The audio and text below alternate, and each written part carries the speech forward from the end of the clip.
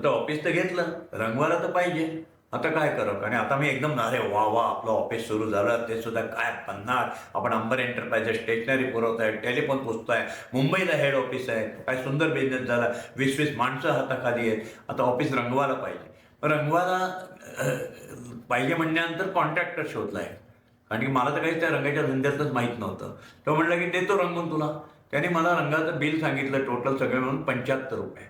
मी म्हटलं ₹75 एवढ्याशा छोट्याशा ऑफिसला. त्यावेळेला या फिगर मोठ्या होत्या. मी तुम्हाला 70 सालच्या गोष्टी सांगतो, जुन्या गोष्टी सांगतो सगळ्या. मग आपण म्हटलं की अरे ₹75 होते तर हा बिझनेसमध्ये प्रॉफिट तर नक्की असणार आहे. ॲक्च्युली केवढ्याला पडेल? मी त्याच्या पेंटरला गपचूप घेतलं बाजूला, चहा पाजला, कामगार जो होता, आणि त्याला विचारलं यार किती रंग लागेल रे, किती लिटर लागेल, केवढ्याला पडतो आणि किती रुपये लेबर जात आहे. त्यांनी मला काही हिशोब सांगितले. आता म्हटलं की आपण एक काम करायचं, आपणच आपलं ऑफिस रंगवायचं. अजूनही कित्येक लोक स्वतःचं घर स्वतः रंगवतात. माझ्या तर लहानपणी कधी बाहेरच्या पेंटरला पण नाही बोलवायचे. आमची आई वडीलच ते संघ काढवायचे आणि कुंचा घ्यायचो आम्ही. कुंचाने असं सगळे भिंत रंगवून काढायचो. आणि मग मी बोराळीमध्ये ज्या रंगाच्या दुकानाचा फोन पुसायचो त्याच्याकडे गेलो.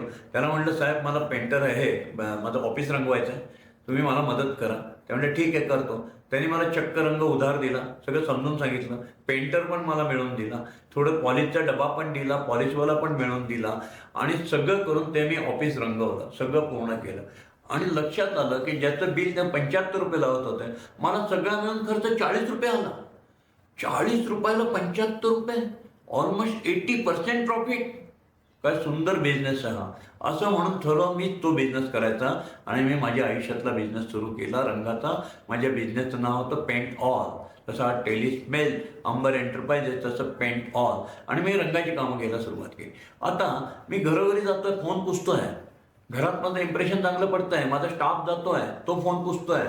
आणि हे सगळे त्यांचे जे घरातले कुठे ना कुठे नोकऱ्या करत आहेत, कोणी इंडस्ट्रीमध्ये आहेत, कोणी फॅक्टरीत आहे, कोणी बँकेत आहे.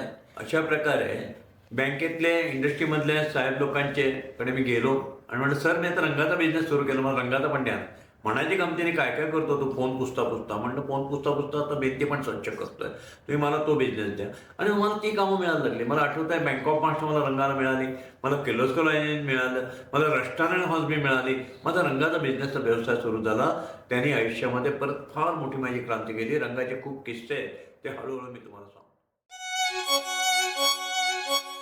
घरासाठी काडी काडी जमवतात माणसं, टुमदार स्वप्नात रंगतात माणसं, छान छान घरात राहतात माणसं.